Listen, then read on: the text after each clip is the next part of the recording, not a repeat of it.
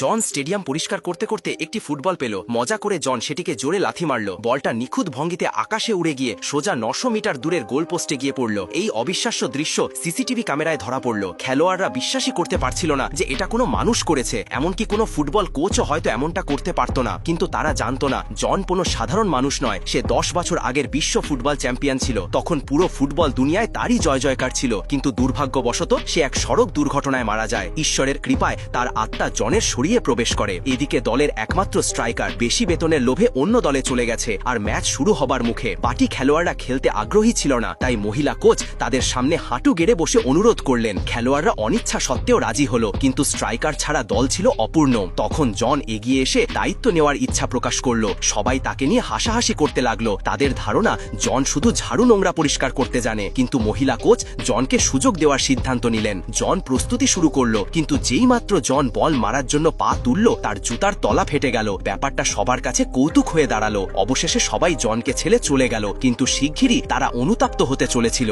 সন্ধ্যায় মহিলা কোচের প্রতিদ্বন্দ্বী এক ফুটবল দল নিয়ে এসে চ্যালেঞ্জ ছুড়ে দিল। যে দল হারবে তাকে ভেঙে দিতে হবে এবং জাতীয় প্রতিযোগিতা থেকে সরে যেতে হবে। প্রতিদ্বন্দ্বীর এই ধৃষ্টতা দেখে মহিলা কোচ চ্যালেঞ্জ গ্রহণ করলেন। তিনি স্ট্রাইকারের পর দলের সবচেয়ে শক্তিশালী খেলোয়াড়কে মাঠে নামালেন। কিন্তু তিনি জানতেন না যে প্রতিদ্বন্দ্বী দল প্রচুর টাকা দিয়ে দেশের শীর্ষ 10 খেলোয়াড়ের একজনকে নিয়ে এসেছে। খেলা শুরু হলো। মহিলা কোচের খেলোয়াড় পুরো শক্তি দিয়ে বল মারল এবং ভাবল এই এক গোলেই খেলা শেষ করে দেবে। ভাগ্যক্রমে বলটি গোল পোস্টে ঢুকে গেল। সবাই উল্লাস করতে লাগলো, কিন্তু তারা জানতো না এটা প্রতিদ্বন্দ্বীর ফাঁদ। এবার প্রতিপক্ষের বারের সময় সে তার সবচেয়ে ভয়ঙ্কর ট্রিক ব্যবহার করলো। বল 5000 মাইল প্রতি সেকেন্ড গতিতে গোল পোস্টের দিকে ছুটল।